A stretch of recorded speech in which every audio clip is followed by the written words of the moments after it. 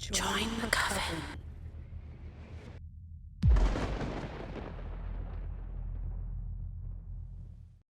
I work at a summer camp called Camp Oakwood. Something weird is going on. A story written by Langster_Gangster. Chapter 1.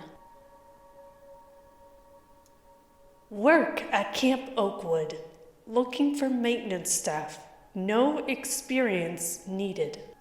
The ad stuck out like a sore thumb on the wall at a coffee shop I frequented. It was also new, given that I was at the coffee shop the previous day and the poster wasn't there. At the time, I was unemployed and living at home with my parents.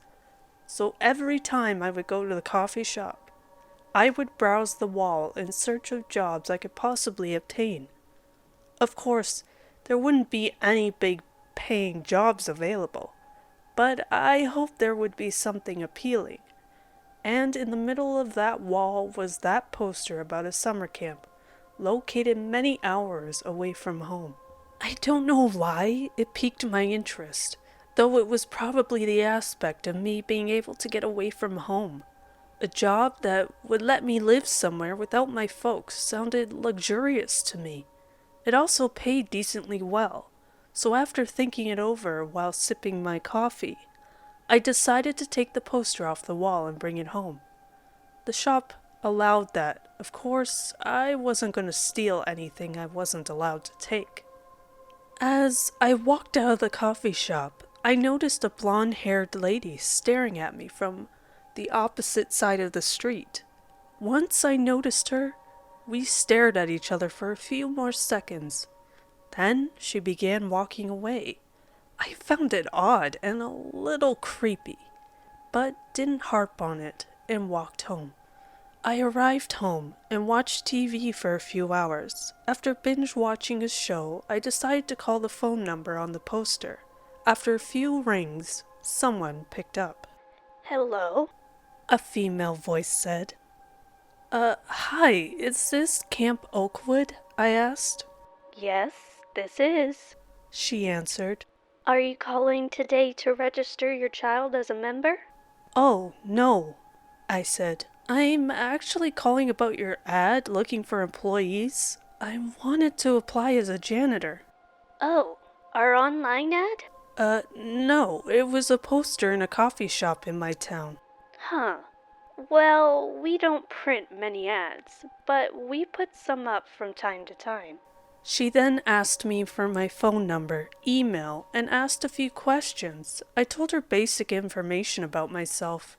After answering them, she told me when I would need to show up to start working. I was confused and asked her what she meant. Yeah, she said. You're hired. We need people.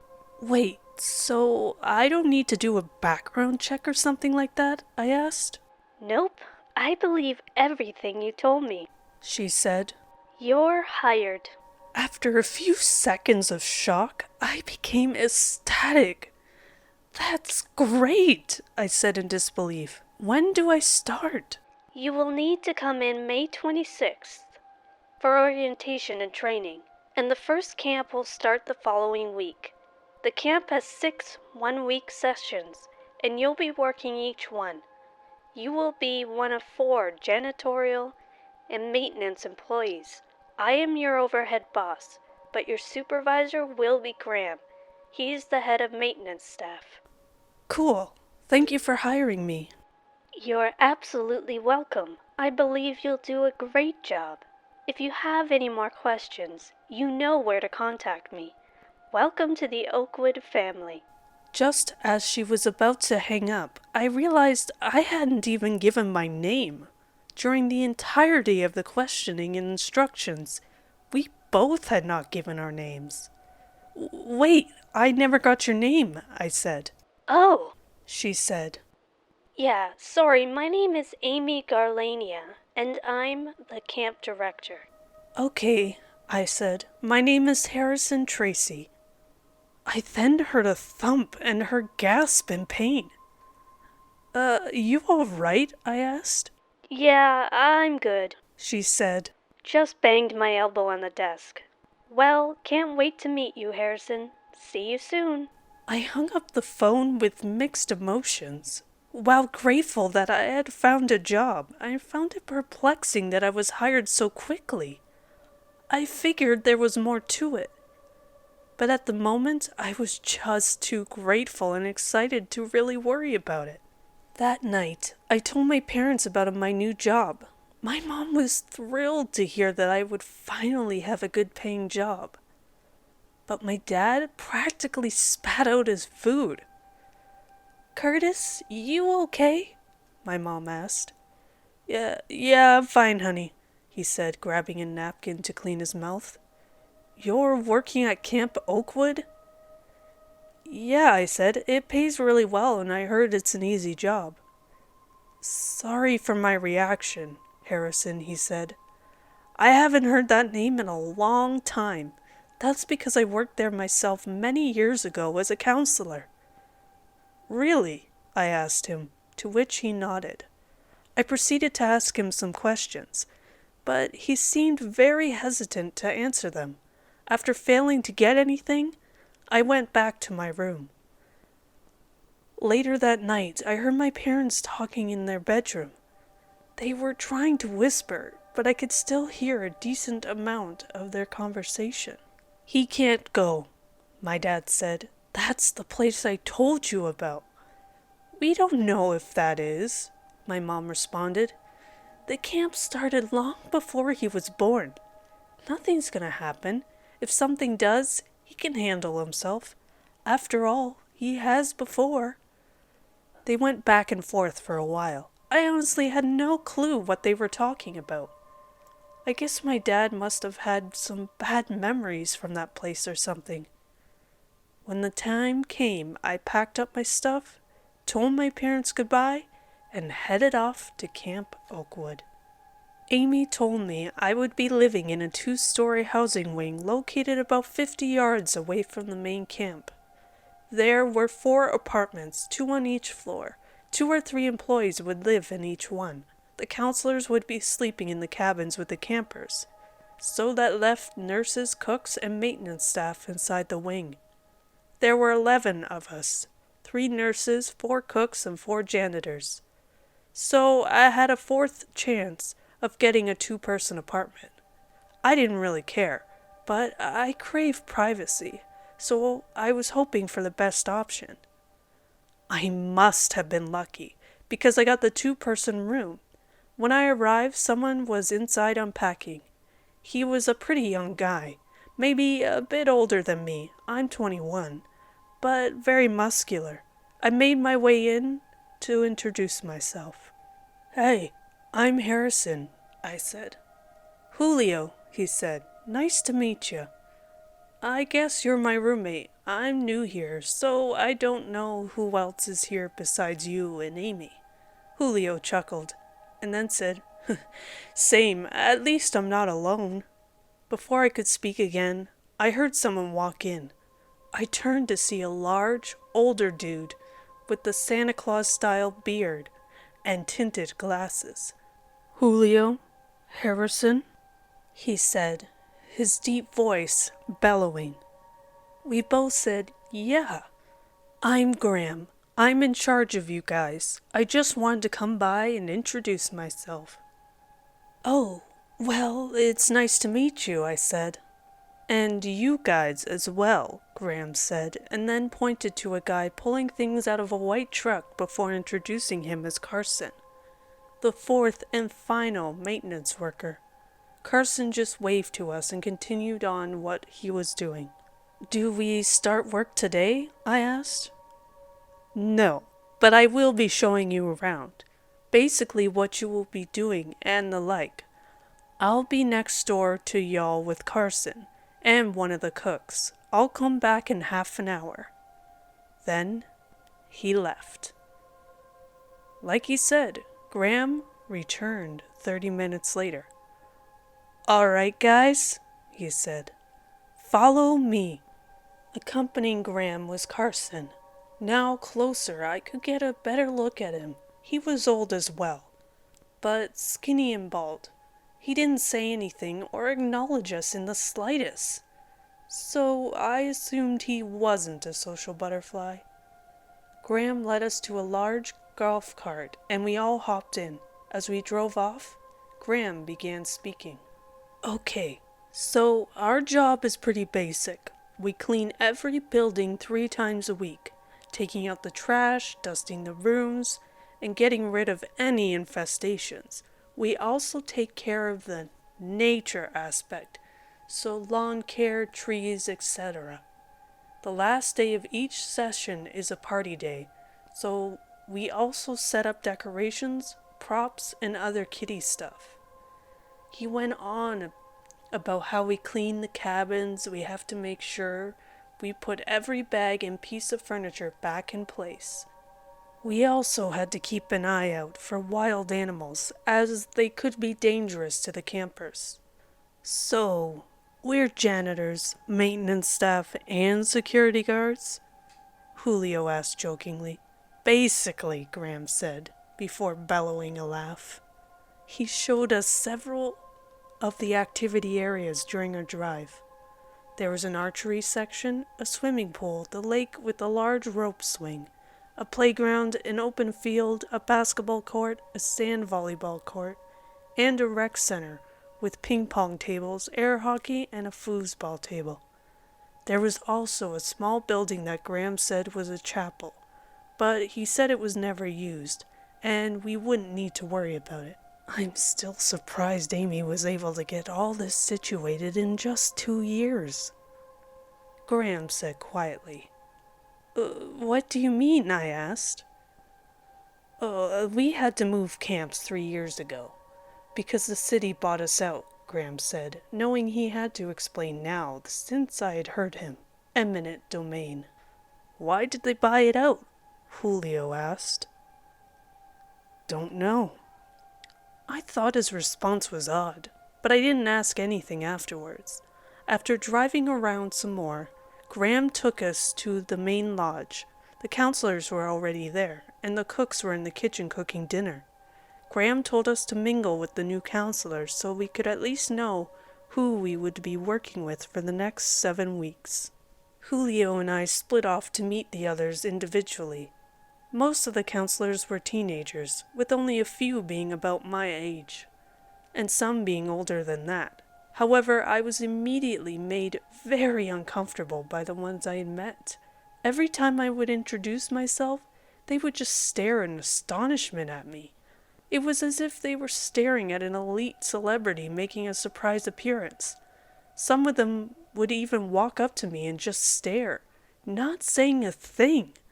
After being made thoroughly uncomfortable, I went into the bathroom and hid until it was time to eat dinner. I sat in the far back corner of the room, away from everyone else. However, even as I ate, I still felt eyes on me. After we ate our food, Amy got in front of the room and began to speak. It was actually then that I finally saw her in person. She was a middle-aged woman, maybe my parents' age, with gray-streaked black hair wrapped in a ponytail and a face that matched her age.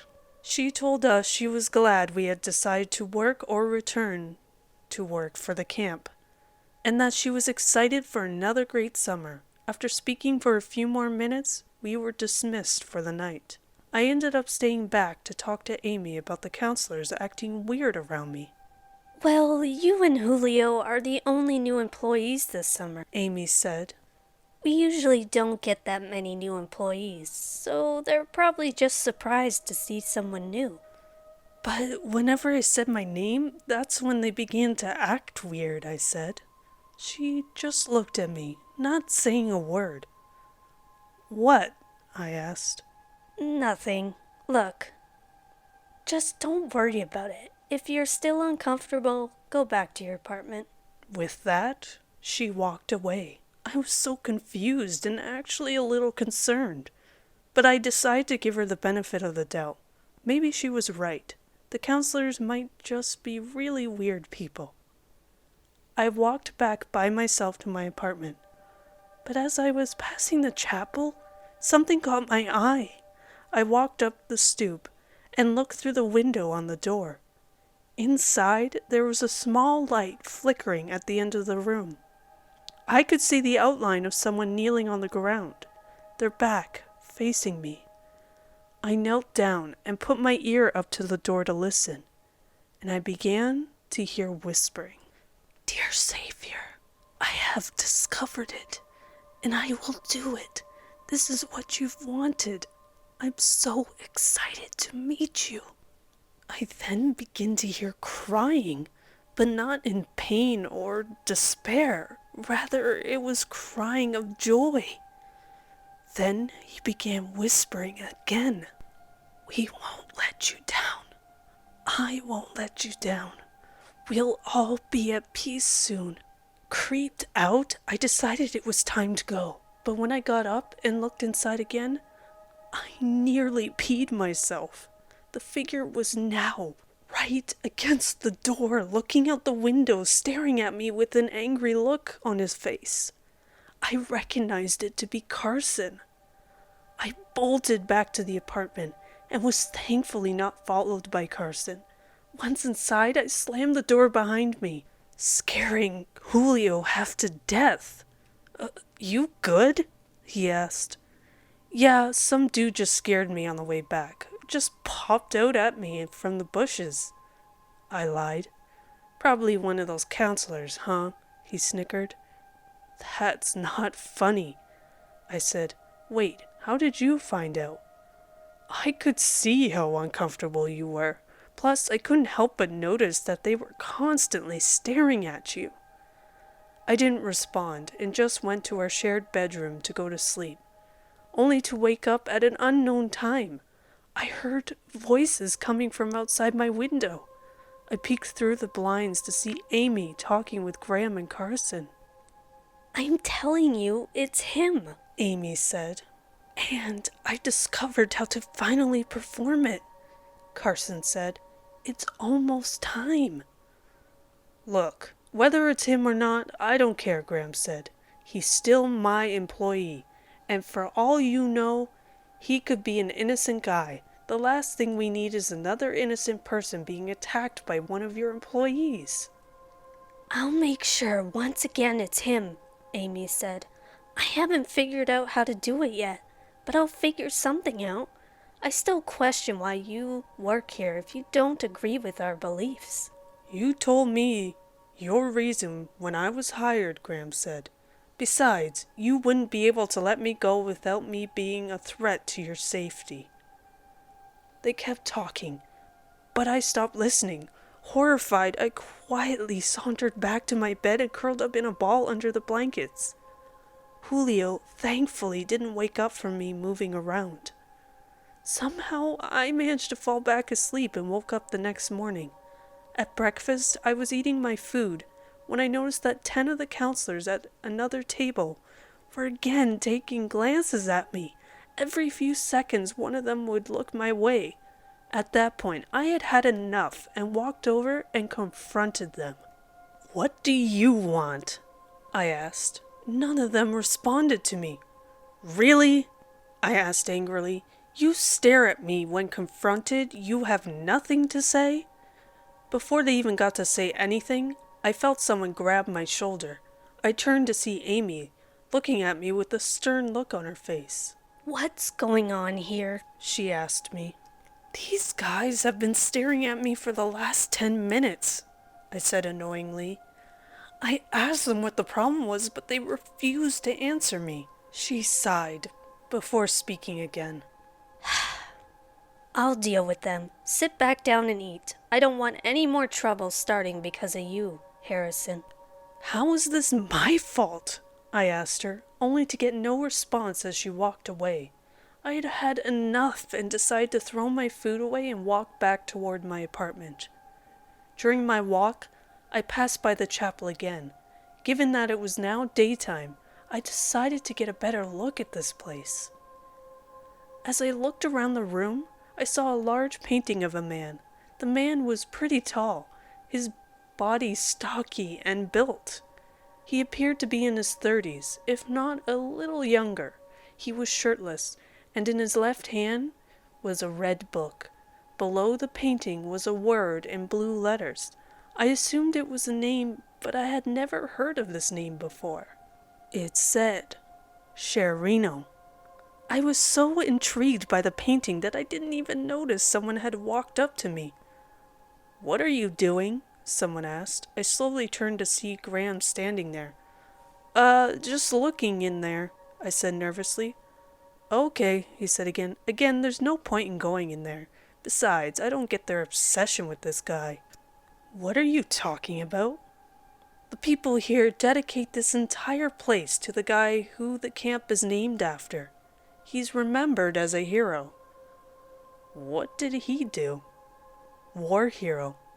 "That's it?" "Yep. Now come on, I want to show you the shed with all the lawn equipment in it."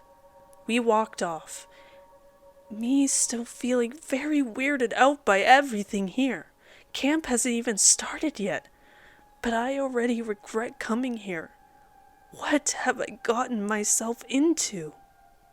Chapter 2.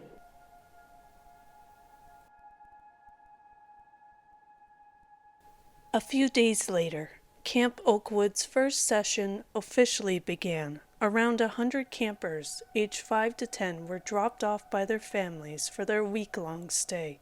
Julio and I watched from outside of our apartment as the mass of children were greeted by a cheerful Amy and all the counselors. "So glad I am not a counselor," I said. "You and me both," Julio responded. After the staff finished their cringy introduction, the campers were all brought to their respective cabins to, I assume, unpack their belongings. Graham told us that on the first night of each session, there would be a big bonfire that was supposed to symbolize the beginning of the campers' time at Camp Oakwood. Graham put Julio and Carson in charge of setting it up, while Graham and I were to clean it up once the whole thing was done. A 50-50 split of work, as Graham liked to call it. At that moment, I was feeling mixed emotions. On one hand, I was still creeped out by the counselors and other staff, and I didn't know how bad the kids would be. On the other, however, I was ready to start most of my work so that I could hopefully get my mind off everyone's behavior around me. Thankfully, I didn't have to wait too long for that. While Julio and I continued chatting, Graham called us over the radio, telling us to hurry over to one of the cabins. Apparently a camper had already vomited all over his cabin's floor and some of the campers' bags, and we needed to clean it up.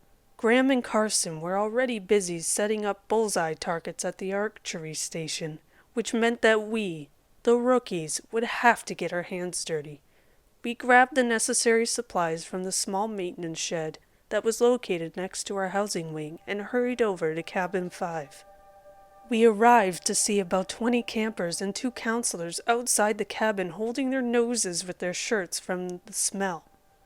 One camper stood away from everyone else. You could see the stains on the kid's shirt from a mile away. You could also smell it from another city away. One of the counselors, who I had not yet met up to that point, came running up to us. He was young as well, maybe my age, with really light blonde hair in a fade-styled cut. "I've already called the nurses," he said. "They're on their way." "Okay," Julio said. "Get the others away from the building. The last thing we need is someone else to get sick." "You're right," the counselor said before turning to the campers and the other counselor. "All right, guys, we're heading to the main lodge. Paxton, stay here. The nurses will be here soon. Everyone else, let's go." With that, they briskly made their escape, leaving Paxton alone with us. We told him to stay outside while we walked toward the cabin. We had all of our cleaning supplies ready, but we had to fight the smell and urge to vomit at the same time. We finally got enough courage to go inside. After several long minutes, we managed to get rid of the vomit itself. The smell lingered, but not as strong as before. Just as we were walking out, I noticed a poster hanging on the wall above the bed directly next to the door. It was a replica of the painting hanging in the chapel. "Hey, look at this," I told Julio while pointing at it. "It's just a picture of Horace Oakwood, the guy who founded the camp many years ago," he said. "That's what Graham told me," I said. "Some war hero." "Yeah," Julio responded. "He defeated a powerful tribe back in the 1800s. They were heavily outnumbered and on the brink of defeat, but Horace mounted a tremendous comeback and managed to defeat the tribe. He was even stabbed in the back, but survived, and rocked a pretty neat scar for the rest of his life." "So, he was a big deal?" I asked sarcastically. "Yep," Julio said before we both laughed. "Was he called Sherino?" I asked. "Yeah, that was the nickname Horace made for himself. Horace claimed a warrior needs a unique nickname that separates him from the rest." "But why Sherino?" "Honestly, no one really knows. He never explained how he came up with it, and what it was based off." "Interesting," I responded before grabbing my walkie to radio Graham. "Hey Graham, we finished cleaning up the vomit. What now?" About 5 seconds later, Graham came over the walkie. "Okay, Carson and I finished setting up. We now need to go set up the rec center. Start heading over there." Julio and I put the stuff back up and walked to the rec center. As I previously mentioned, the rec center was a small shelter that had games such as ping pong, foosball, and air hockey. There were also smaller games like checkers and chess that were set up on benches and tables. It was mainly used by the more quiet campers during the free time of the day, which was during the 2-hour interval for lunch. Well, it was supposed to have all this stuff. The problem was nothing had been set up yet. When Graham drove us by the rec center the previous week, the doors were closed and the windows were tinted, so I couldn't even tell if there was stuff already inside. Graham told us what was in there, but he never told us that it wasn't set up yet. Graham explained that we needed to set all of it up so the campers could begin using the stuff the next day. There was a small locked shed behind the rec center where all the stuff was kept. It took a while, but we managed to bring everything in and set it all up accordingly. While setting up, I kept noticing Carson taking glances at me, at one point staring at me for a solid minute. I was already fed up by the counselors doing this, so I already knew I wasn't going to deal with this crap. However, given what happened in the chapel the week before, I didn't want to confront Carson on my own. So I stopped what I was doing and decided to tell Graham, who I found back in the shed pulling out a box of board games from one of the shelves. "Hey Graham," I said, "Carson will not stop staring at me. I don't know what his problem is, but please go tell him to stop." "Well, why don't you tell him you have a problem with it?" he asked me. I really wanted to explain what I had seen the previous week in the chapel, but I bit my tongue and just told him I was very creeped out by him. He could probably tell I was holding something back, but he accepted my excuse and told me he would handle it. He gave me the box of board games and left the shed. As I walked out, I could see Graham and Carson talking, but couldn't hear them because they were talking quietly. In the end, Carson nodded and Graham walked back over to the shed. True to Graham's word, Carson didn't stare at me again after that. Well, at least I hope he didn't. After we finished, we hopped back in the cart and drove back to our housing building. Graham dropped off the three of us and told us to keep our walkies on in case something popped up. He then drove off towards the main lodge building. Julio and I went back inside our apartment and decided to chill for the rest of the day. We had already eaten lunch earlier in the day before the campers arrived, so we wouldn't have anything else to do until the bonfire later that night. While I was on the couch watching some show on our really old TV, Julio piped up from the small kitchen. "Wonder what made Amy hire a guy like Carson," he said. "Beats me," I responded. Amy probably just hires anyone who's interested in working for this camp. He's a very weird guy. I know, he said. You know, I've noticed you're always very uncomfortable around Carson. Why is that? What do you mean? I asked him. I saw you go complain to Graham earlier today about Carson constantly staring at you. I noticed as well, and was just waiting for you to do something about it. But even before that, you were already uncomfortable and, honestly, looked a little scared every time we were around Carson. I don't know what you're talking about. Come on, man. It's obvious you're creeped out by him. You can tell me the reason why. Up to that point, I hadn't told anyone about what I had seen at both the chapel and outside our window. However, at that moment, I felt like I was trapped in a corner. Julio could tell something was up, so I needed to either come up with an excuse or spill the beans. After a quick deliberation, I chose the latter. I needed help, and keeping it on my chest would only make it worse. So I ended up telling him everything, from Carson in the chapel to Amy, Graham, and Carson talking outside of our window in the middle of the night. Julio just stared at me, taking in what I was saying. When I was finally done, all he said was, "Wow."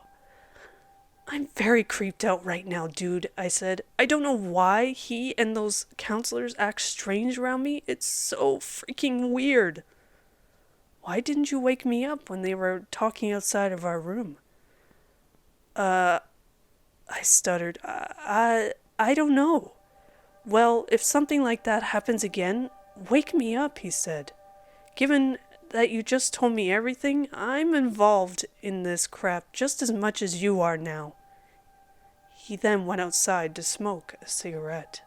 I stood there, wondering if what I did was the right decision. I mean, someone needed to know, and I'd spent more time with Julio since we practically slept in the same room.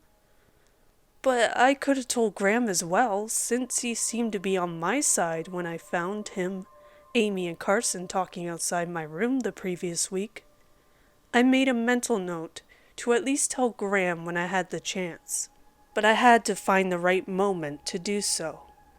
Later that night, all the campers and staff gathered around the campfire. I ended up finding the counselor for Cabin 5, and I decided to formally introduce myself. To my shock, he didn't act surprised when I said my name. He introduced himself as Percy, before proceeding to tell me that he's been a counselor since they moved locations. "I always like coming back, since it's so much fun," he said cheerfully. "Just being able to hang out with my other friends and giving the campers a good summer camp experience. How has it been for you?" "Pretty good," I lied. "Well, good," he said. "It's always great to hear that the new staff members are enjoying it here." "I'm just hoping it isn't too chaotic with all these kids running around," I said jokingly. "Oh, it isn't," he said. "These guys are the most behaved and peaceful kids you'll ever meet." "For real?" I asked inquisitively. "Yeah, most of them come from strict, well-to-do families. We only have to discipline maybe 5 or so campers every session. And none of it is ever major, just a couple of minor scuffles on the playground or escalating arguments over the ping-pong paddles." "Anything ever major?" He paused, mulling over something in his head. After about 10 seconds, he continued. "Well, don't tell anyone I told you this, but there was one thing that happened a while ago." Before he could finish, Amy called for everyone's attention. She was standing on top of a bench, holding a small bell in her hand. Hello, everyone, she said enthusiastically. For all of you who are returning for another fun summer, we're glad to have you back. To those who are new, I would like to welcome you to Camp Oakwood. We are very glad to have you all here tonight, and I am looking forward to getting to know each and every one of you over the next week. We will pass out some more soon, but before that we will sing the camp's official song. If you don't know it or are too afraid of singing, then that's fine. But to those of you who know it, feel free to sing along. With that, she raised the bell over her head and shook it. The small bells sounded like 1,000 coursing church bells. I stared in awe, trying to make sense of it. Everyone else didn't really react, as if they had expected this. Once the sound of bells deafened, she began to sing. None of the words sounded like English, so I wasn't able to understand it. I have to admit, though, she had a beautiful voice. It was honestly so angelic that I looked up at her to make sure she wasn't playing a recording or something. After I looked up, I noticed everyone, though only some were singing along. Were all bowing their heads, well, except for one other person. As I panned the crowd, I saw Graham standing in the back, leaning against the trunk of the tree. We made eye contact with each other. I made a confused face, trying to figure out why he was away from everyone else. All he did in response was shake his head in what looked like disappointment. I then turned back around and bowed my head once again. Amy finished her song, and everyone looked back up at her. She then said excitedly, it was time for s'mores, which was met by cheers of the campers. I got up and began walking over to Graham. He met me halfway. "What was that?" I asked. "It's a small ceremony done at the beginning of the camp," Graham said. "Amy loves music. She studied it in college and has always had a passion for it. So she likes to implement it at some points during the session." "Do you know what language she was singing in?" I asked. "I think Italian, but I could be wrong," he responded. Graham told me I could get a s'more if I wanted one, but I told him I wasn't hungry. We just stood there watching everyone else eat their s'mores before they began to disperse back to their respective cabins. As planned, Julio and Carson left, so Graham and I were the only ones who would be extinguishing the fire and cleaning up the remnants of chocolate and marshmallows. After cleaning quietly for a while, Graham broke the silence. "I see you and Percy are getting along," Graham said. "Yeah, he's pretty chill," I said. I looked up to see Graham smiling while throwing some more debris into a black bag. "You seem pretty happy about that," I said. "No," he said, "I'm happy because the first night is always so full of joy. The rest of the sessions are just sort of bland." "Is it boring?" "No, it's not like that. After the first night, each group follows their own schedule, and each group straight up ignores the others. You would think most campers would branch out with those who are older and younger, but they stick together in their age groups like glue. Also, most campers aren't as happy the rest of the session as they are in the first night. Probably homesickness or something. It's been the same for many years, and it honestly makes me a little sad to see it." To be honest, I didn't think Graham could become that emotional or deep. My first impression of him was a stone-cold, hard-nosed man who just did his job and nothing else. But now he was starting to appear more human. I don't know why, but I was just fascinated by it. So fascinated by it that I forgot to tell him what I had told Julio hours before.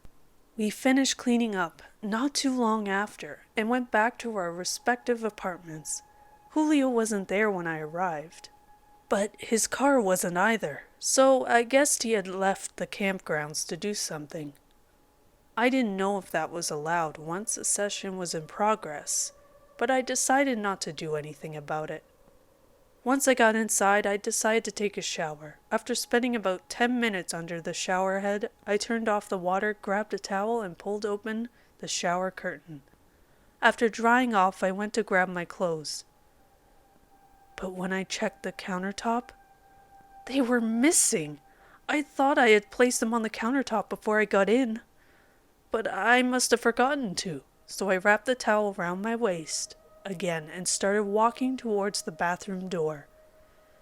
That's when I noticed the bathroom door was cracked open. I was positive I had shut it and locked it, so my body immediately tensed up. My phone was in my bedroom charging, so if I had to call for help, I would have to build up enough courage to get out of the bathroom. I eventually peeked my head outside the door, and when I did so, I saw no one in sight. "Julio?" I called out, hoping he was just pulling a messed up prank on me. I got no response. I peered back to my left and found my clothes on a chair next to the table. Damn it, I left them out here, I thought to myself as I reached out for them. All of a sudden, a bright flash filled the room. I turned around and saw a hooded figure dressed in black and wearing sunglasses holding a camera.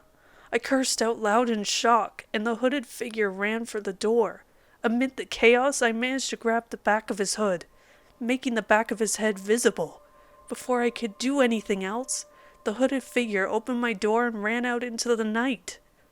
I would have ran after him, but I was only in a towel and barefoot, and the ground outside was gravelly, so I knew there would be no chance I could get him.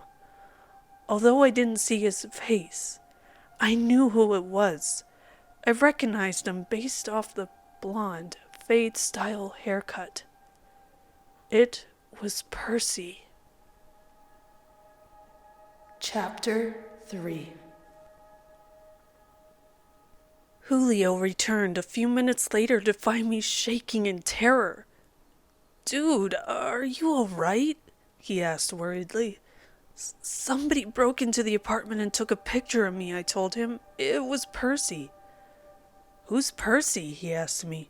"That counselor from cabin 5, I told him. "Have you called the police yet?" he asked. "Not yet," I said. "I guess I'm still in a state of shock." "Okay, I'm gonna call Amy. Go put your clothes on." I grabbed my clothes and went back into the bathroom. Through the door I could hear Julio on the phone. About 2 minutes later there was a loud knock at the door. Julio opened it, and both Amy and Graham walked in. Amy quizzed me on what happened, wanting to make sure that it was indeed Percy who broke in. Graham, meanwhile, sat there silently. After several minutes of questioning, Amy got up to leave. I asked her if she wanted me to call the police, but she said it wouldn't be necessary. If I can get him to both confess and destroy the photo, then we should be alright, and I can just send him home. Besides, if he didn't steal or break anything and all he did was take a photo of you, I don't think the police should be involved. Before I could even respond at all, she slammed the door, leaving the 3 of us in the apartment. "Sorry about this, Harrison," Graham said. "Hey, no need to apologize," I told him. "You had nothing to do with this." "I know, but still, you're my employees," Graham said. "As your boss, your well-being is one of my priorities." "Percy's probably gonna get fired," Julio said. "I don't even know if it was him," I said. "All I saw was the back of his head, and Percy's hairstyle and its color was the closest one to it. I just can't believe Percy pretended to be normal around me. I guess him telling me nothing major ever happening around here must have been a complete lie to gain my trust. Guess the same goes for the major event that happened a few years ago." "Actually, that part is true," Julio said. "Julio!" Graham yelled, causing me to jump. "Crap, sorry," Julio said. "What?" I asked. Both of them looked away from me, not saying a word. "Julio already said it's true, so you guys might as well tell me now," I said. "Or maybe I should go and ask Amy about it." Before I could even move, Graham stood up and grabbed me by my arm with a very painful grip. "Do not make that mistake," he said to me. I, now legitimately scared, just nodded, and he let go of my arm. "All right, I will tell you, but you need to promise me that you will not tell Amy at all. Same with you, Julio, though I doubt you will." Julio nodded, while I remained silent. Graham sighed, and then he began. 5 years ago, a young camper named Sharon went missing after supposedly wandering off during a group hike. Amy freaked out when she heard the news and spent a full day and night searching for her alone in the woods. She didn't want to, but eventually she had to call the police. the camp was shut down, and all the campers were picked up and taken home. They eventually found Sharon a couple of weeks later. I'm not going to go into detail on what happened to her. One of the counselors was arrested after his DNA was found at the crime scene. He was found not guilty by reason of insanity and was sent to a psych ward. Amy tried to reopen the camp the following summer, but not many families signed their kids up out of fear that something would happen again. So the summer after that, Amy changed two things: have younger counselors and move the camp to a new location. She didn't change the name though, as she really couldn't. I thought you said the city bought the land out through eminent domain, I said. That is what she ordered us to say, Graham said. She told us to lie so that we could move on from the tragedy. Amy, Carson, and I are the only ones left from the original camp, and she told us not to talk about it ever again. However, it's an open secret, so to speak, and many of the new employees either already know about it or eventually hear about it from one of their co-workers. However, if Amy found out we still talk about it, she would have our heads on a silver platter. I already knew this stuff before I came here, Julio said. Remember how Graham said it was at a different location? Well, the city Camp Oakwood was originally located in was actually my hometown, and that murder was the talk of the town. You heard about it whether you wanted to or not. So does this have anything to do with why Amy doesn't want the police involved? I asked. Sort of, Graham said. She doesn't like the police being involved because she's afraid that any other crime, no matter how small it is, could ruin the reputation of the camp again. Camp Oakwood is one of the most popular summer camps in our region, so another criminal act could hurt us again. But for your case, I don't think so. Like Amy said, if nothing was stolen, and the only thing done, besides breaking into the apartment, was taking a photo of your unclothed back, then there would be no need. It's not a serious issue. I doubt she'll call the police for something as small as this. So wait, why exactly does she not want new employees and campers to know what happened to that girl? I asked. Would you want everyone to keep talking about how one of your campers was murdered by one of your employees several years ago? He asked me in response. I guess not, I said. That's what I thought, he said. Look, sorry to come off so aggressively, but I want to protect my job and follow the rules. I could care less if someone else told you, but I refuse to talk about it anymore. Amy is a scary lady when she gets angry. In fact, I'm gonna go find her to make sure she doesn't do anything to Percy. Wait, what did he mean by the fact that Amy couldn't change the name? I asked Julio. Oh, you didn't know? He asked me. I shook my head, and he continued. Camp Oakwood is the name of about 30 camps across the world. Not the country, but the world. Are you serious? I asked. Yeah, he responded. They started the franchise of camps around 30 years ago. There's only one camp located in each country. 30 camps, 30 countries. We are like any other summer camp with one caveat. We only accept approved campers and employees. They must be from a select family and approved by the camp director of the camp they applied for. Makes it easier for the camp to run if we at least accept campers and employees who we know won't be a problem. Maybe that's why all the counselors act so damn weird, I thought to myself. I guess me, Graham, and Julio are the only normal people they've ever hired. Moments later, we got another knock on the door. Julio opened it to reveal a police officer. Harrison Tracy? He asked. That's me, I said. I'm Officer Marino, he said. I'm here to get your statement on the break-in that happened earlier tonight. Percy has already confessed and is currently detained. However, we want to get your statement about what happened. The more facts, the better. Guess she did decide to call the police, I thought to myself. I gave a brief rundown on what happened, and Officer Marino thanked me and left. I was up nearly all night trying to figure out what Percy's motive was. Nothing appeared to be stolen, so I couldn't really say robbery was the main motive. I did come up with a crazy theory that maybe his motive was to take an indecent photo of me and then use it as some sort of blackmail. However, I wasn't completely naked. I was wearing a towel pretty much up to my belly button, and my back was facing him. All he would have saw was the back of my head and the back of my neck, and my entire back, which kind of amounts to nothing. Eventually, I just decided to let it go and move on. Percy had been taken away. He was no longer a threat to me now. Around 11 a.m. the next morning, while Julio and I were hanging around the apartment, we heard a commotion coming from outside. We looked outside to see the counselors ushering the campers back into their cabins, and other staff running over to the chapel. We followed suit and ran over to the chapel. A few people were yelling for the nurses. Eventually we found Graham in the crowd and asked what happened. Carson stabbed himself, he said. What? I asked him. That's all I really know for sure, he said.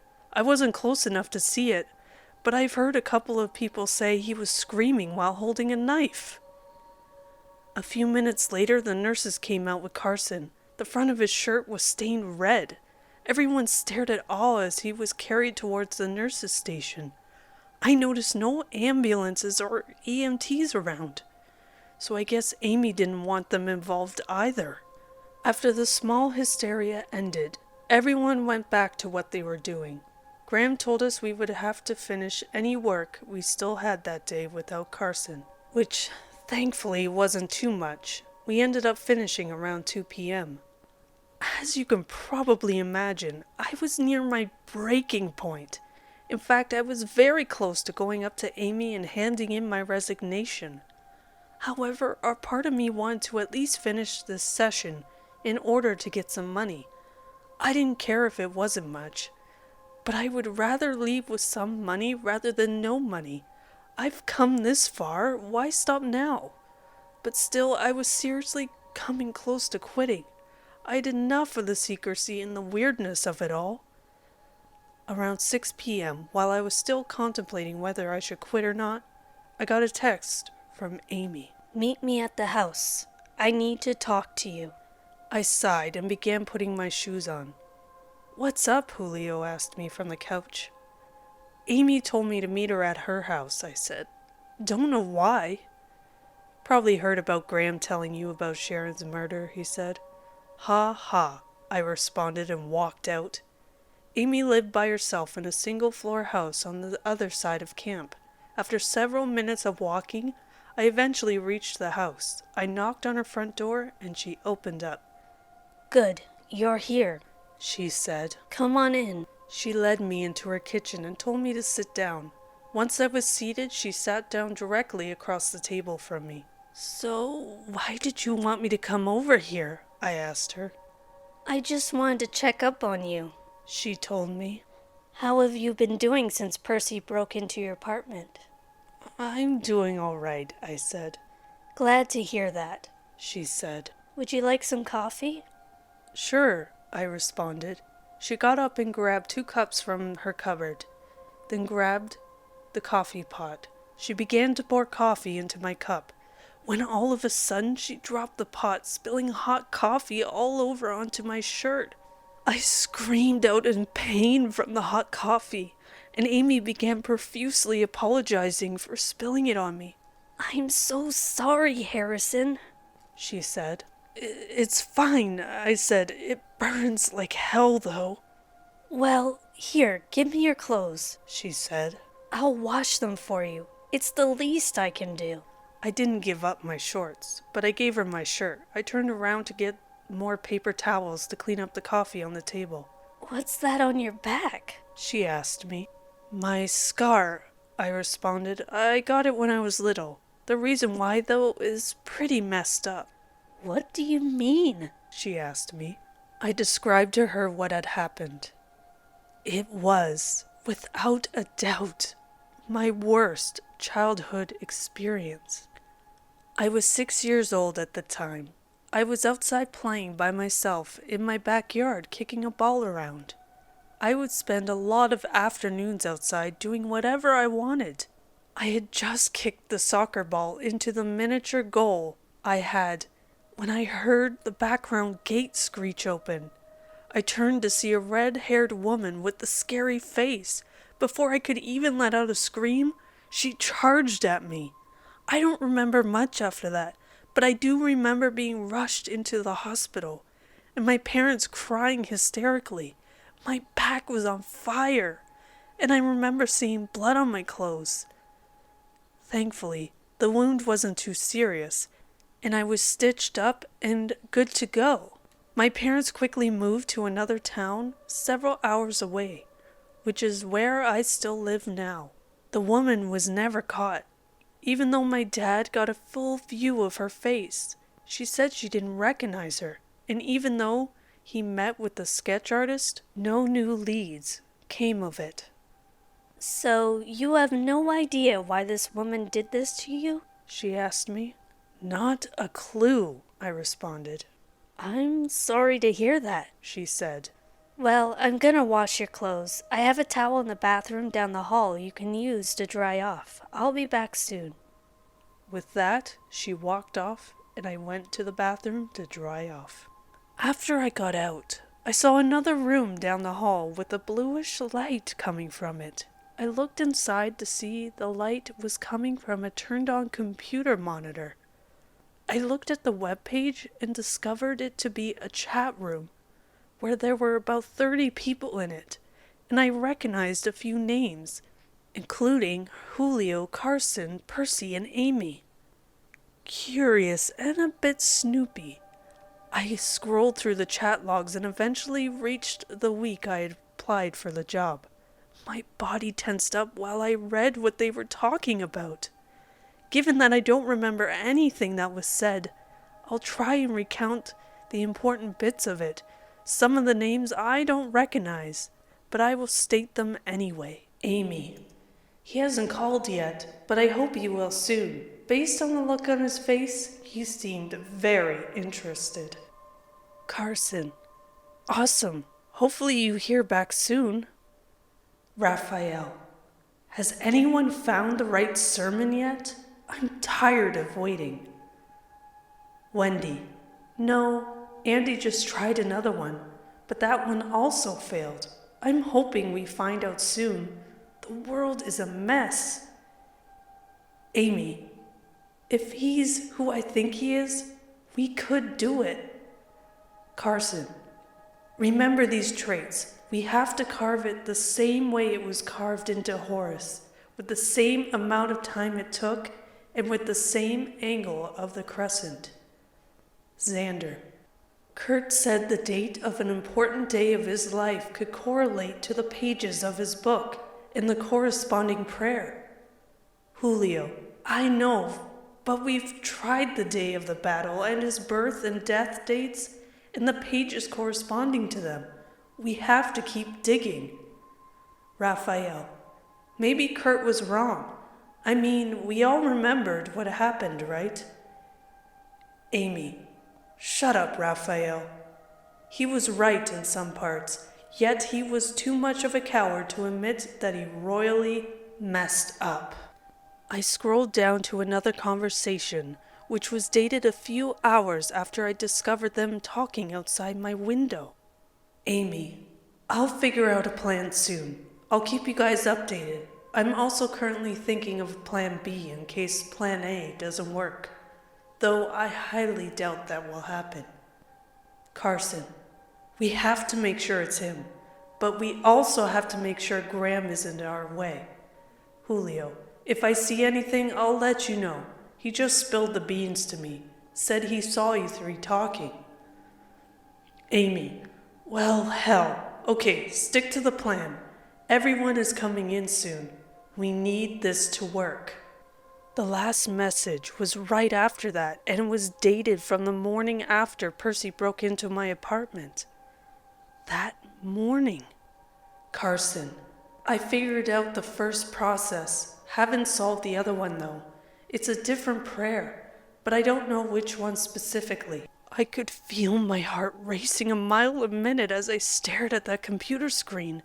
I had a deep suspicion that there was more to Percy breaking into my apartment, and this seemed to confirm it.